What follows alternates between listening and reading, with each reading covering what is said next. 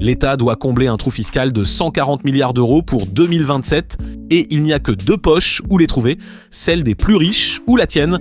En 2025, l'État a créé une nouvelle règle, si tes revenus dépassent 250 000 euros par an si tu es seul, 500 000 euros si tu es en couple. Tu dois en principe payer au moins 20% d'impôts sur tes revenus.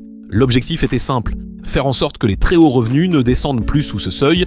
Cette mesure devait rapporter près de 2 milliards d'euros par an, mais au final, il n'aurait rapporté qu'environ 400 millions d'euros, soit près de 5 fois moins que prévu. Comment un tel écart est-il possible ?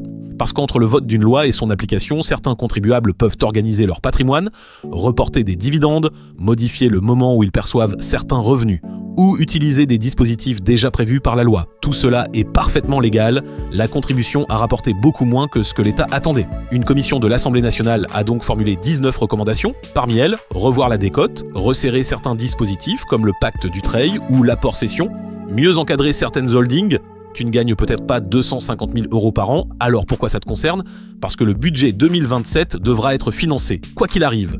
Chaque milliard que l'État ne récupère pas là où il l'avait prévu, il devra le trouver ailleurs. On l'a déjà vu par le passé, des aides moins revalorisées, des prélèvements qui augmentent, des remboursements qui baissent. L'argent devra forcément venir de quelque part. Abonne-toi si tu veux anticiper les évolutions fiscales avant tout le monde.